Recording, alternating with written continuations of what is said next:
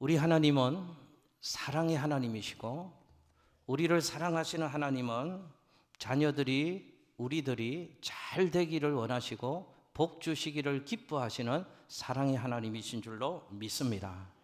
하나님은 이스라엘 백성들을 사랑하셔서 애굽에 430년 종살이하고 있던 이스라엘 백성들을 사랑하셔서 그들을 출애굽시켜 주셨습니다. 그들에게 자유와 해방과 구원의 기쁨을 선물로 주신 것입니다. 그리고 하나님은 이스라엘 백성들을 사랑하셔서 출애굽한 이스라엘 백성들에게 십계명을 하나님이 선물로 주셨습니다. 십계명을 하나하나 그 의미를 살펴볼 수 있지만 십계명을 한마디로 정의한다면 이스라엘을 하나님이 거룩한 존재로 불러내셨으니 거룩한 존재가 되었으니 이제 너희는 거룩한 삶을 살아야 된다라는 말씀을 십계명을 통해서 하나님이 이스라엘 백성들에게 주시는 것입니다. 거룩하게 살면 하나님이 함께 하시고 거룩하게 살면 하나님이 복을 주셔서 복된 인생 될 수 있도록 해 주시겠다는 것입니다. 오늘 출애굽한 이스라엘 백성들을 잘 살게 하시려고 그리고 그들이 복된 인생 되게 하시려고 하나님이 선물로 주신 십계명의 말씀을 통하여서 저는 우리 성도님들과 함께 잘 사는 비결, 복된 인생의 비결을 함께 나누려고 합니다. 여러분, 특별히 오늘은 사순절 셋째 주일로 우리는 예배하고 있습니다. 그리고 우리 교단, 한국 기독교 장로회 기장 우리 교단은 오늘을 청년주일로 전국 교회는 지키고 있습니다. 새벽이슬 같은 주의 청년들 오늘 2부 예배 때 함께 예배하고 있습니다. 새벽이슬 같은 주의 청년들을 응원합니다. 새벽이슬 같은 주의 청년들이 하나님 선물로 주신 우리 인생을 좀 잘 살았으면 좋겠습니다. 저희 아들도 청년의 때를 지나고 있으니까 새벽이슬 같은 주의 청년들이 이 험한 세상을 살아가면서 넘어지거나 실패하거나 다른 길을 가지 말고 그리스도 예수 안에서 잘 살았으면 좋겠습니다. 하나님 주시는 복을 받는 인생, 하나님 영화롭게 하는 인생, 멋진 그리스도인들로 더 성장해 갈 수 있었으면 좋겠습니다. 아울러 오늘 말씀을 통해서 우리 모두는 하나님의 은혜로 구원받은 거룩한 하나님의 사람들인데 하나님이 주시는 말씀을 통하여 거룩한 인생, 복된 삶을 살아가리라 다시 한번 결단하고 그 비결을 배우는 시간이 되었으면 좋겠습니다. 그렇다면 어떻게 하면 거룩한 삶을 살 수 있을까? 어떻게 하면 복된 인생이 될 수 있을까? 그 은혜를 함께 나누겠습니다. 여러분 한번 저 따라서 해보실까요? 하나님과의 관계가 좋아야 한다. 할렐루야. 여러분 이 십계명 말씀을 통해서 우리에게 주시는 중요한 교훈, 오늘 본문을 통해서 살필 수 있는 중요한 교훈은 하나님과 나와의 관계 정립이 분명해야지 승리하는 인생 될 수 있습니다. 잘 사는 인생이 될 수 있습니다. 하나님의 복을 받는 복된 인생이 될 수 있습니다. 라는 교훈의 말씀을 우리에게 주고 있는 것입니다. 여러분 오늘 본문 6절, 7절 이런 부분을 보면 하나님이 우리에게 이스라엘 백성들에게 주시는 말씀인데요. 나는, 너는 이런 표현을 쓰십니다. 하나님과 우리와의 관계성을 말씀하시고 하나님과 우리와의 관계가 바르게 맺어질 것을 중요하게 교훈하시는 말씀들이 오늘 말씀에 담겨져 있는 것입니다. 여러분 그러므로 관계가 깨어지면 모든 것이 깨어진다는 사실을 우리는 기억하셔야 됩니다. 신앙생활은 다른 것이 아니고 하나님과의 관계를 맺는 것인데 하나님과의 바른 관계, 하나님과의 좋은 관계를 맺는 것이 신앙생활이라고 얘기할 수 있는 것입니다. 우리는 신앙생활을 이렇게 착각하면 안 됩니다. 신앙생활이 종교적인 행위를 하는 것이 아닙니다. 신앙생활이 종교적인 체험을 말하는 것도 아닙니다. 신앙생활이 종교적인 열정을 이야기하는 것도 아닙니다. 신앙생활은 뭔가 하나님과의 나와의 관계가 신앙생활이다 하는 것입니다.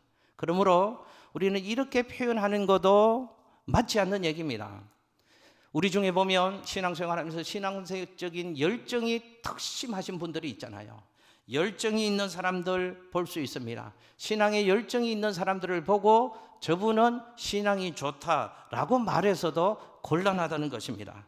왜냐하면 신앙이 좋은 사람이 신앙이 열정이 있기는 하지만 신앙이 열정이 있다고 반드시 신앙이 좋은 것은 아닐 수 있기 때문에 그렇습니다. 그 신앙의 열정은 기호와 기질의 문제일 수도 있기 때문에 그렇습니다. 신앙이 좋다라는 말은 뭐가 좋다는 뜻인가 하면 하나님과의 관계가 좋다, 하나님과 바른 관계를 맺고 살아간다라는 의미라는 것입니다. 여러분, 하나님과 우리와 어떤 관계를 맺느냐가 너무너무 중요합니다. 하나님과 내가 어떤 관계를 맺느냐에 따라서 모든 것이, 많은 것이 우리의 신앙과 우리의 삶에서 달라질 수 있기 때문에 그렇습니다. 여러분, 먼저 하나님과의 관계가 좋으면 하나님에 관한 것들이 좋아집니다. 다시 한번요. 내가 하나님과의 관계가 좋으면 하나님에 관한 것들이 좋아지게 되어져 있습니다. 반대로 하나님과의 관계가 좋지 않으면 하나님에 관한 것들이 싫어지게 되어져 있습니다. 그래서 하나님과의 관계가 좋지 않으면 거룩한 삶을 살아갈 수가 없게 되어지는 것이죠. 그 인생에서 거룩함이 상실되어지는 것입니다. 여러분, 또 하나님과의 관계가 좋지 않으면 하나님이 주시는 복이 우리에게 차단된다는 사실도 기억해야 합니다. 여러분, 부부 간의 관계가 좋으면 양가 어른들한테도 잘할까요? 못할까요? 부부 간의 관계가 좋으면 양가 부모님한테도 잘하게 되어져 있습니다. 부부 간의 관계가 좋으면 사위가 장인 장모한테 용돈도 더 주더라고요. 식사도 또 한 끼 더 사드리게 되어져 있습니다. 제가 그렇다는 얘기를 꼭 드리는 것은 아닙니다. 여러분, 부부 간의 관계가 좋으면 며느리가 누구에게 잘할까요? 예, 당연합니다. 시아버지, 시어머니를 열심히 섬기게 되어집니다. 그런데 남편이 지질이 미우면 시아버지, 시어머니도 그렇게 대한다는 것이죠. 마찬가지입니다. 하나님과의 관계가 좋지 않으면 하나님의 복이 우리에게 차단되어진다. 그래서 관계가 중요하다는 것입니다. 여러분, 또 하나, 하나님과의 관계가 약화되면, 좋지 않으면 신앙을 지도하고 우리의 영적인 삶을 안내해주는 영적인 지도자, 목회자와의 관계도 소원해진다는 사실을 우리는 기억해야 됩니다. 하나님과의 관계가 좋으면 목사님과의 관계도 좋을 수밖에 없습니다. 우리에게 하나님의 말씀을 풀어먹이시는 목사님, 우리를 위하여 늘 기도해 주시는 목사님, 우리의 신앙이 잘 되도록 걱정해주고 염려해 주시는 그 목사가 너무 귀하고 아름다운 존재로 여겨질 수밖에 없는 것이죠. 그런데 반대의 경우도 있습니다. 하나님과의 관계가 멀어지면 목사라는 존재는 거추장스러운 존재가 되는 것입니다. 불편한 존재가 되어지는 것입니다. 여러분, 또 하나님과의 관계가 악화되면 나타나는 또 하나의 현상은 우리의 신앙생활에서 감사가 사라지게 되어진다는 것입니다. 신앙생활하는데 왜 감사가 사라질까요? 은혜를 보지 못하니까 그렇습니다. 하나님과의 관계가 분명하고 명확할 때는 모든 것이 감사였습니다. 모든 삶에서 감사가 넘쳐났습니다. 말것마다 하나님이었습니다. 이것도 하나님이 주셨습니다. 저것도 하나님이 주셨습니다. 하나님이 되게 하셨습니다. 하나님이 살게 하셨습니다. 하나님 감사합니다. 하나님과의 관계가 좋으면요, 그 신앙의 삶 가운데에서 감사가 끊이지 않습니다. 그런데 반대의 경우도 있다니까요. 하나님과의 관계가 좋지 않으면, 하나님과의 관계가 소원해지면 모든 것이 불평입니다. 모든 것이 못마땅합니다. 모든 것이 원망스럽습니다. 자, 보십시오. 하나님과의 관계 맺음이 이렇게 중요하다는 것을 제가 먼저 말씀드리고 있는 것입니다. 하나님과의 관계 정립이 잘못 맺어지면 우리의 신앙과 우리의 삶은 비참해지는 것입니다. 보십시오. 성도가 거룩함을 상실하는 것은 순결을 상실한 신혼부부와 같습니다. 성도가 하나님의 복을 받지 못하면 버림받은 것과 같습니다. 성도가 이 땅을 살아가면서도 영적 지도자의 지도를 받지 못한다면, 영적 지도자의 그 지도의 범위 안에 들어가지 못한 채 떨어져서 나 혼자 신앙생활을 한다면 그분은 이 땅에서 영적인 고아처럼 신앙의 삶을 살고 있는 것입니다. 성도가 하나님과의 관계가 좋지 못해서 감사를 상실하게 되어지면 그는 이미 심령의 천국을 빼앗긴 안타까운 신앙인의 삶을 살아가고 있는 것입니다. 하나님과의 관계가 좋지 않으면 이런 비참한 일들이 우리의 신앙과 우리의 삶에 생겨난다는 것입니다. 그 인생은 피폐해질 수밖에 없습니다. 하나님과의 관계가 나빠지면 그 인생은 피폐해질 수밖에 없는 것입니다. 자기는 이렇게 생각할 수 있습니다. 나 혼자서는 잘 살고 있다. 나는 괜찮아. 나는 똑똑해. 나는 행복해 라고 말할 수 있을지는 모르지만 그 인생은 척박한 광야 한쪽 모퉁이에서 목말라서 헐떡거리는 안타까운 영적인 삶을 고아처럼 버려진 인생을 여전히 살아가고 있는 것입니다. 그러므로 하나님과의 바른 관계가 중요합니다. 하나님과의 좋은 관계를 맺는 것이 잘 사는 인생, 승리하는 인생의 첫 번째 비결인 줄로 믿습니다. 오늘 말씀에 이런 표현이 있습니다. 9절과 10절 말씀에 보면 이런 표현이 있습니다. 나를 미워하는 자의 죄를 갚되 3, 4대까지 하나님이 이루게 하시겠답니다. 또 10절 말씀에 보면 나를 사랑하고 계명을 지키는 자에게는 하나님이 은혜를 베풀어 주시는데 몇 대까지 은혜를 베풀어 주시겠다고 말씀하십니까? 1000대까지 하나님이 은혜를 베풀어 주시겠다는 것입니다. 하나님과의 관계가 이렇게 중요하다는 것입니다. 축복합니다. 사랑하는 청년들 축복합니다. 우리의 신앙의 삶 가운데 인생 가운데 하나님과 나와의 관계를 바르게 맺고 하나님과의 관계를 좋은 관계 유지해 나가는 신앙의 삶을 살아가시는 우리 성도님들, 우리 청년들 될 수 있기를 예수님 이름으로 축복합니다. 자, 그러면 하나님과의 관계를 좋게 맺기 위해서 우리가 기억해야 되는 대표적인 두 가지를 한번 살펴보려고 합니다. 첫 번째는 이것입니다. 하나님과의 좋은 관계를 맺으려면 우리가 어떻게 해야 되는가 한번 저 따라서 해보실까요? 겸손하라. 겸손하라. 여러분, 겸손을 잃어버리면 관계도 잃어버린다는 사실을 기억하십시오. 사람과의 관계도 마찬가지입니다. 겸손하지 못한 사람이 있습니다. 교만한 사람이 있습니다. 그 사람과의 관계를 지속할 수 있으시던가요? 힘이 듭니다. 겸손이 깨어지면 관계도 깨어질 수밖에 없다는 사실을 기억하셔야 됩니다. 여러분, 성경에 보니까 사무엘 선지자가 사무엘의 겸손과 교만에 대해서 교훈을 주는 말씀이 있습니다. 화면에 사무엘상 15장 17절에서 19절 말씀을 우리 함께 읽겠습니다. 시작. 사무엘이 이르되 왕이 스스로 작게 여길 그때 이스라엘 지파의 머리가 되지 아니하셨나이까?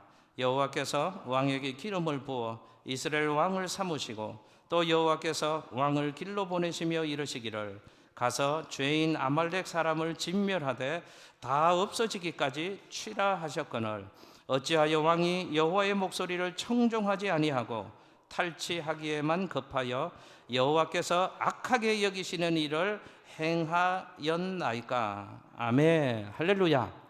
여러분, 사울의 겸손과 교만에 관한 교훈의 말씀을 주는 말씀을 우리 방금 읽었거든요. 그런데 사울이 처음에는 겸손했다는 사실을 성경이 말씀하고 있습니다. 사울이 겸손했다는 것을 성경이 17절 부분에 어떻게 표현하고 있는가 하면 사울이 스스로를 어떻게 여겼다고요? 스스로 작게 여겼답니다. 사울이 처음에는 그랬답니다. 자기 자신을 스스로 나는 작은 사람이다. 스스로를 작게 여겼답니다. 뭐 했다는 것입니까? 겸손했다는 것입니다. 보십시오. 사울이 자기 자신을 스스로를 작게 여기고 하나님 앞에서 겸손한 신앙과 인격을 가지고 살아갈 때는 하나님이 겸손한 사울을 좋게 여기셨습니다. 그래서 그에게 기름을 부어주셨습니다. 그래서 이스라엘의 왕이 되게 해주셨습니다. 그 인생을 하나님이 높여주셨다고 성경은 말씀합니다. 그런데 그 사울이 어느 순간 겸손을 잃어버립니다. 그리고 교만해집니다. 그러니까 하나님과의 관계가 어떻게 변화되어지는가를 성경은 또 말씀하고 있는데요. 화면에 사무엘상 15장 11절 말씀을 함께 읽겠습니다. 시작. 내가 사울을 왕으로 세운 것을 후회하노니 그가 돌이켜서 나를 따르지 아니하며 내 명령을 행하지 아니하였음이니라 하신지라. 사무엘이 근심하여 온 밤을 여호와께 부르짖으니라. 아멘. 할렐루야. 여러분, 저와 여러분의 인생 가운데는 등장하지 말아야 될 한 가지가 등장합니다. 하나님의 후회하심이 사울의 인생 가운데 있었다는 것이죠. 하나님의 후회가 등장을 하는 장면이 있습니다. 어떻게 후회하셨습니까? 내가 하나님이 저 사울을 잘못 봤다, 저 사울을 잘못 세웠다 라고 하나님이 후회를 하셨다는 것입니다. 여러분, 우리 인생의 비극도 여기에 있을 수 있다는 사실을 기억하십시오. 하나님이 저와 여러분을 향하여 후회하실 때는 저와 여러분의 인생이 비참해진다는 사실, 여러분 기억하셔야 합니다. 보십시오. 사울이 스스로를 작게 여길 때, 자기 인생을 겸손하게 낮출 때는 하나님과의 관계가 좋았다는 것이죠. 그래서 하나님이 그에게 기름을 부어주시고 왕이 되게 하시고 그를 높이 세워주셨습니다. 그런데 사울이 신앙과 인격에서 겸손을 잃어버리고 겸손함이 깨어지고 교만한 인생이 되었고 나니까 하나님이 후회하셨답니다. 하나님이 후회하셨다는 말은 하나님과 사울의 관계가 나빠졌다는 것입니다. 여러분 보십시오. 사람들은 다 시작은 사울처럼 겸손하게 시작을 합니다. 그런데 겸손을 잃어버립니다. 언제요? 자기에게 힘이 주어집니다. 자기에게 직분이 주어집니다. 자기에게 영향력이 주어지게 되면 사람은 겸손을 잃어버리는 경향이 있습니다. 왜냐하면 그 힘을 써보고 싶어 합니다. 그 자리에서 그 영향력을 발휘해보고 싶어 합니다. 그래서 하나님이 되려고 합니다. 그래서 교만한 인생이 됩니다. 그래서 하나님과의 관계가 깨어지는 것입니다. 그래서 무서운 비참한 인생의 이야기가 그 인생 가운데 쓰여지게 되어지는 것입니다. 여러분, 겸손을 잃어버려야지 결심하는 사람은 없습니다. 겸손해야지 다 결심하지만 어느 순간 겸손을 잃어버리고 교만의 나락에 떨어지는 안타까운 모습을 볼 수 있는 것입니다. 여러분, 저도 가만히 생각해 보니까요, 목회 교회를 섬긴 지가 약 27년이 되어 갑니다. 27년 전 처음 교회를 섬길 때 저는 목사 은퇴할 때까지 그때 감격을 잊지 말아야지, 하나님 앞에서 늘 다짐하는 제 마음의 상태가 있습니다. 27년 전 신학대학원을 다닐 때 첫 번째 제가 교회로 섬겼던 곳이 유년부 전도사로 섬겼던 교회가 있습니다.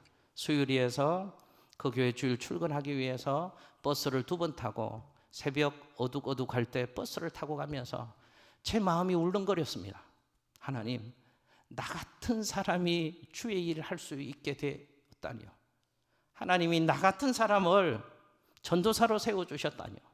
내가 지금 교회 가면 함께 예배하는 눈빛이 초롱초롱한 아이들의 눈빛이 전도사님을 바라보면서 전도사님이 주는 말씀을 통해서 하나님의 말씀을 듣고 하나님의 사람으로 살아간다는 것을 생각하니까요, 가슴이 벅차지고요. 나는 그런 자격 안 되는 사람인데 하나님이 내게 은혜를 주셔서 이 목회자의 길을 선지학교에서 배우게 하시고 아이들을 섬기게 하시고, 이 사실이 너무너무 감사해서 버스를 타고 가면서 저 혼자 가슴이 울렁거렸고 저 혼자 눈물을 훔친 적이 한두 번이 아니었습니다. 그렇게 버스를 타고 까치산역에 가서 섬겼던 교회, 그 교회를 가면 지하 유년부실에서요, 아직도 생각이 납니다. 빨간 양탕자가 있는 강단이었고 십자가가 걸려져 있습니다. 벽돌 강단 이렇게 있는 디자인이었습니다. 그 강단에서 무릎을 꿇습니다. 제일 먼저 가서 하나님, 오늘도 주의 일을 하게 해주셔서 감사합니다. 하나님, 은혜를 주십시오. 이 기도를 하면서 하나님의 은혜를 구하고 한 주 한 주 주가 맡기신 일을 감당했던 27년 전에 그 처음 하나님의 부르심을 받을 때 그 마음을 잃어버리지 않으려고 애를 씁니다. 그런데요, 때로 잊어버릴 때가 있습니다. 목회의 상황과 현장 속에서 좀 불편한 마음이 생길 때도 있고요, 좀 마음이 곤고해질 때도 있고요. 그때마다 새벽마다 다시 절을 쳐서 저 혼자 묵상을 합니다. 27년 전 수유리에서 까치산역으로 버스를 타고 교육전도사, 유년부 전도사를 하며 갈 때 그때 하나님 주시는 감동들, 그때 하나님 앞에 드렸던 신앙의 고백들, 내 평생 잃지 말아야지. 목사 은퇴할 때까지 목회의 환경이 어떻게 바뀌어도, 내가 섬기는 교회 상황이 어떻게 달라져도 하나님이 처음 불러주시면서 그때 첫 사역을 감당했던 그 마음 잃어버리지 말아야지. 수없이 결심하지만 여러분 앞에 겸손히 솔직하게 고백합니다. 그 마음 유지하기가 참 쉽지 않은 것 같습니다. 왜 그럴까요? 사람은 겸손을 잃어버리기가 쉬운 존재이기 때문에 그렇습니다. 여러분들을 축복합니다. 여러분들에게 교회와 세상에서 직분과 영향력이 주어졌을 때 우리 모두 조심할 수 있었으면 좋겠습니다. 겸손을 잃어버리고 하나님이 후회하시는 비참한 인생의 주인공이 되지 않도록 늘 점검하셔야 합니다. 두려움과 떨림으로 지금 나는 하나님과의 어떤 관계를 맺고 있는가? 하나님과 나는 내 직분에 상관없이 신앙의 연조에 상관없이 나는 지금 하나님과 바른 관계를 맺고 있는가? 하나님과의 좋은 관계를 맺고 있는가? 그 관계를 다시 돌아보실 수 있게 되시기를 예수님 이름으로 축복합니다. 또 하나, 겸손하라. 그 다음에 한 번 더 따라서 해보실게요. 순종하라. 순종할 때 하나님과의 좋은 관계를 맺어갈 수 있다는 것이죠. 여러분 화면에 사무엘상 15장 22절 23절 말씀을 다시 한번 읽겠습니다. 함께 읽습니다. 시작. 사무엘이 이르되 여호와께서 번제와 다른 제사를 그의 목소리를 청종하는 것을 좋아하심 같이 좋아하시겠나이까? 순종이 제사보다 낫고 듣는 것이 순양의 기름보다 나으니 이는 거역하는 것은 점치는 죄와 같고 완고한 것은 사신 우상에게 절하는 죄와 같음이라. 왕이 여호와의 말씀을 버렸으므로 여호와께서도 왕을 버려 왕이 되지 못하게 하셨나이다 하니. 아멘. 여러분, 순종의 중요성을 성경은 이렇게 교훈해 주시는 것입니다. 우리는 순종의 중요성을 참 간과하면서 신앙의 삶을 삽니다. 우리는 뭘 중요하게 생각하는가 하면 예배의 행위를 하고 교회에서 이런저런 봉사를 많이 하면 그것이 중요하고 그것이 순종보다 더 중요하다는 의식을 가지고 우리도 모른 채 신앙의 삶을 살아갑니다. 여러분, 순종이 중요하다 그 말은 순종이 참 어렵다는 뜻을 의미하는 것입니다. 여러분, 아까 읽었던 성경 말씀에서 불순종이 뭐하고 똑같다고 하나님은 말씀하시는가 하면 불순종이 점치는 죄와 같다고 말씀합니다. 순종을 잃어버리면 완고한 마음이 되어지는데 순종을 잃어버린 완고한 그 마음은 우상 숭배와 같다고 하나님은 우리에게 교훈을 해 주시는 것입니다. 여러분 기억하십시오. 불순종은 그냥 인격과 성품의 문제가 아니고 불순종은 우상 숭배와 같은 것이라고 성경은 말씀합니다. 그래서 사무엘이 뭐라고 경고하는가 하면 사울 왕이 순종을 잃어버렸기에 여호와께서도 왕을 버려서 왕이 되지 못하게 하셨습니다. 순종을 잃어버린 그 순간 하나님의 마음에는 사울을 버리기로 결심하셨다는 것을 성경은 우리에게 말씀하고 있는 것이죠. 여러분, 그러니까 보십시오. 순종이 깨지면 관계도 깨지는 것입니다. 그런데 우리는 신앙생활하면서 순종을 하나님 말씀 앞에, 하나님의 권위 앞에, 하나님의 질서 앞에 순종하는 것을 너무도 가볍게 생각하는 어리석음이 있다는 것입니다. 그러면서도 교회 활동에 열심 내고 교회에서 막 움직이면 그걸로 다 되는 것처럼 착각하고 신앙의 삶을 삽니다. 아닙니다. 그 모든 것보다 순종이 더 중요하다. 하나님 우리에게 교훈해 주시는 것이죠. 순종이 깨어지면 하나님과의 관계도 깨어진다는 것입니다. 축복합니다. 하나님 앞에 좋은 순종의 영성, 하나님이 우리 모두에게 은혜로 주셔서 하나님의 말씀과 하나님의 권위와 하나님의 질서에 순종하는 사람들 되셔서 하나님과의 관계를 반드시 잘 만들어 가시는 우리 모두가 되시기를 예수님 이름으로 축복합니다. 또 하나, 거룩한 삶을 살려면 큰 두 번째 뭘 해야 되는가? 하나님 중심의 삶을 살아갈 때 거룩한 삶을 살아갈 수 있다는 교훈을 우리에게 주고 계십니다.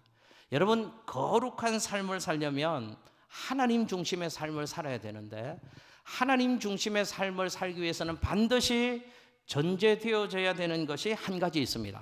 뭘까요?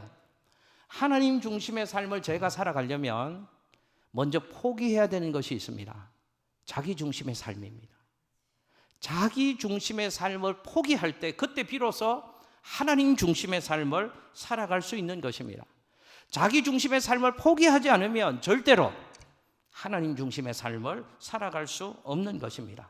10계명 말씀 중에 제2계명으로 신명기 5장 8절 말씀에 보면 화면에 한번 보실게요. 저런 말씀을 주십니다. 함께 읽습니다. 시작. 너는 자기를 위하여 새긴 우상을 만들지 말고 위로 하늘에 있는 것이나 아래로 땅에 있는 것이나 땅 및 물 속에 있는 것에 어떤 형상도 만들지 말며. 아멘.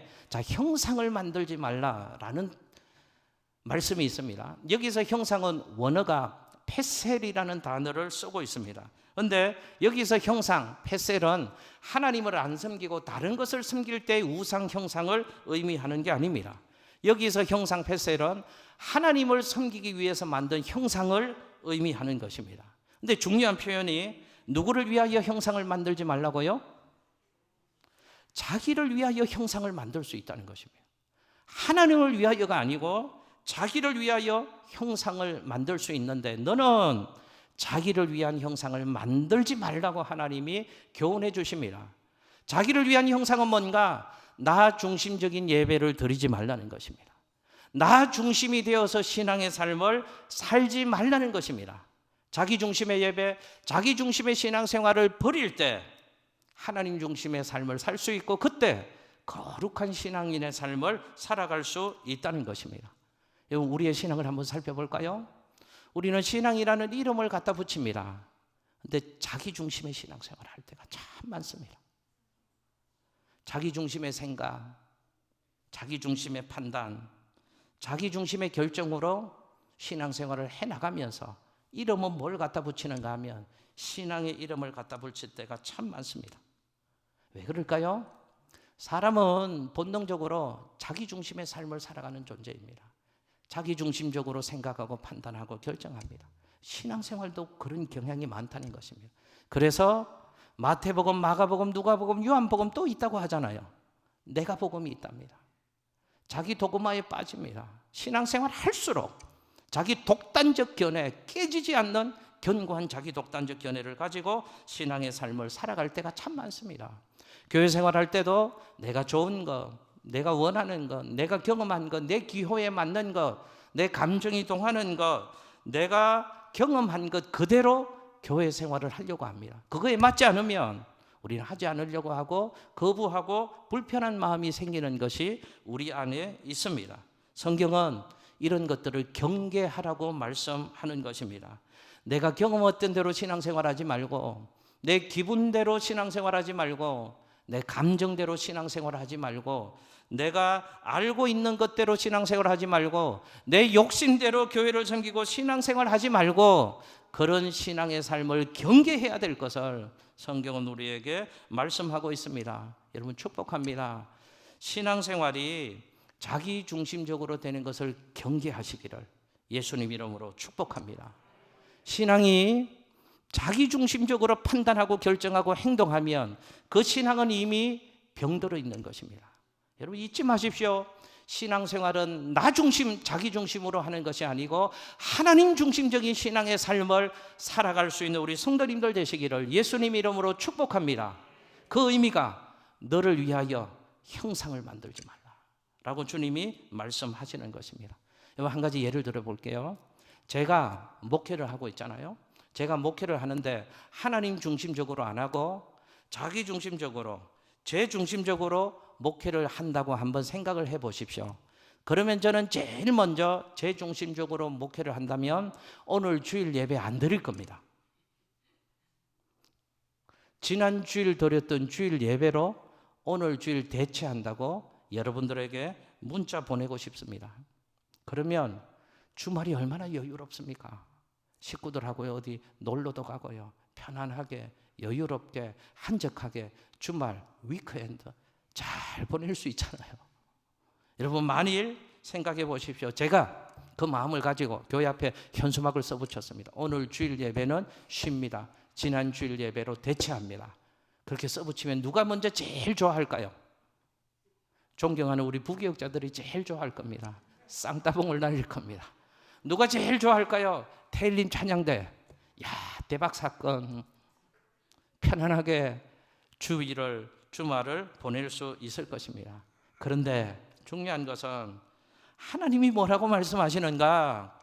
너를 위하여 형상을 만들지 말라. 너 좋은 대로 신앙생활 하지 말라는 것입니다. 너를 위하여 네가 중심이 되어서 예배의 삶을 살지 말고 네가 중심이 되어서 신앙의 삶을 살지 말라고 하나님이 우리에게 교훈하고 있는 것입니다. 여러분 사울이 블레셋과의 전쟁을 앞두고 있었습니다. 사울의 마음이 전쟁 앞두고 있는데 너무너무 두려웠습니다. 왜냐하면 블레셋과 이스라엘의 군사력을 비교해보면 게임이 되지 않는 싸움이었습니다. 블레셋이 월등하게 강했습니다. 그런데 이 전쟁에 이기기 위해서는 군사력, 우리의 힘으로는 이길 수 없으니까 하나님의 은혜와 하나님의 도우심이 필요했습니다. 그래서 사울은 블레셋과의 전쟁을 치르기 이전에 하나님께 제사, 예배를 드리려고 했습니다. 얼마나 아름다운 마음입니까? 신앙의 마음이잖아요. 그래서 그 당시 선지자 사무엘에게 와서 제사를 좀 드려달라고 기별을 합니다. 그런데 제사를 집례해야 될 선지자 사무엘이 예상했던 것보다 훨씬 늦게 도착을 했습니다. 사울이 기다리다 보니까 블레셋 군대가 곧 이스라엘로 밀고 들어올 태세입니다. 그 기세에 눌려서 이스라엘 병사들은 사기가 떨어져 있습니다. 그래서 사울이 여러 가지를 판단해 보니까 도저히 안 될 것 같은 상황 판단이 되어서 빨리 하나님께 제사를 드려야 되겠다는 결정을 하게 되어집니다. 그래서 사울이 선지자 사무엘이 해야 될 일, 선지자 사무엘이 오지 않으니까 그 일을 대신해서 왕인 자신이 하나님 앞에 제사를 드리게 되어집니다. 여러분 화면에 사무엘상 13장 12절 말씀을 같이 한번 읽겠습니다. 함께 읽습니다. 시작. 이에 내가 이르기를 블레셋 사람들이 나를 치러 길갈로 내려오겠거늘 내가 여호와께 은혜를 간구하지 못하였다 하고 부득이하여 번제를 드렸나이다 하니라. 아멘. 사울이 어떻게 해서 제사를 드렸다고 하나님 앞에 항변을 합니까? 부득이해서 하나님, 부득이한 상황이어서 제가 제사를 드렸습니다. 어떤 상황이었습니까? 블레셋 군대는 곧 밀고 들어올 것 같고요, 우리는 그들에게 패할 것 같고요, 하나님께 제사를 드리고 하나님의 도움받고 은혜 속에 전쟁을 치러야 되는데, 제사는 드려야 되는데 제사를 집례하는 사무엘 선지자가 오지 않으니까 부득이하게 예배 드리기 위해서 왕인 내가 하나님께 제사 드리는 일을 했습니다 라고 항변하는 것입니다. 여러분 보십시오. 사울 왕이 뭘 잘못했습니까? 나쁜 의도를 가지고 있었습니까? 못된 행실을 한 것도 아니었습니다. 뭐 하려고 했습니까? 하나님 앞에 제사 지려고 한 것입니다. 그런데 사무엘 선지자가 늦게 도착했다는 것이죠. 그래서 사울 왕은 어쩔 수 없이 부득이해서 왕인 내가 하나님 앞에 제사를 지냈다고 항변하고 있는 것입니다. 여러분 기억하십시오. 그런데 이것이 사울이 이스라엘의 왕위에서 폐위당하는 결정적인 중요한 사건이 되어졌다는 것입니다. 여러분 화면에 사무엘상 13절에서 14절 말씀을 마지막으로 읽겠습니다. 함께 읽습니다. 시작. 사무엘이 사울에게 이르되 왕이 망령되이 행하였도다. 왕이 왕의 하나님 여호와께서 왕에게 내리신 명령을 지키지 아니하였도다. 그리하였더라면 여호와께서 이스라엘 위에 왕의 나라를 영원히 세우셨을 것이거늘 지금은 왕의 나라가 길지 못할 것이라. 여호와께서 왕에게 명령하신 바를 왕이 지키지 아니하였으므로 여호와께서 그의 마음에 맞는 사람을 구하여 여호와께서 그를 그의 백성의 지도자로 삼으셨느니라 하고. 아멘. 보십시오. 사울은 뭐라고 생각했습니까? 자기 생각에는 부득이한 상황이어서 어쩔 수 없이 최선의 행동을 했다고 생각을 했습니다. 그런데 하나님은 자기 생각대로 자기 중심적인 신앙의 삶을 살았던 사울이었기에 하나님은 사울을 왕위에서 폐위시켜 버리겠다고 말씀하시는 것입니다. 그래서 사울을 대신해서 다윗을 이스라엘의 왕으로 세우기로 하나님이 결정하셨다는 것입니다. 여러분 무서운 일입니다. 여러분 우리도 이럴 수 있다는 사실을 기억하셔야 된다 그 말입니다. 우리 성도들 중에는 사울 같은 실수와 어리석음을 범하는 성도들이 한 사람도 없어야 되겠다는 말씀입니다.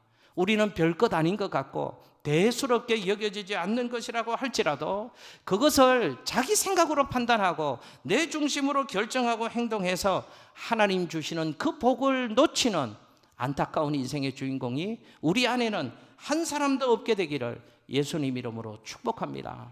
성경이 얘기하잖아요. 그렇지 않았더라면 왕의 나라가 길었을 것인데 라고 하나님이 안타까워 하시는 말씀입니다. 말씀 정리합니다. 저는 우리 교회가 건강하게 부흥하는 교회 되었으면 좋겠고 우리 성도님들과 우리 새벽이슬 같은 주의 청년들이 하나님 주신 이 인생을 정말로 잘 살고 행복한 인생 되었으면 좋겠습니다. 이 말씀을 꼭 기억하십시오. 오늘 읽었던 본문의 마지막 절에 있는 신명기 5장 10절의 말씀, 나를 사랑하고 내 계명을 지키는 자에게는 천대까지 은혜를 베푸느니라. 할렐루야. 하나님과의 좋은 관계를 맺어 나가십시오. 자기중심적인 신앙의 삶을 절대로 배우지 마십시오. 그래서 하나님 주시는 지속적인 은혜와 복을 누려서 날마다 행복한 인생의 주인공들, 우리 사랑하는 청년들, 우리 모든 성도님들 되어지시기를 예수님 이름으로 축복합니다. 기도하겠습니다.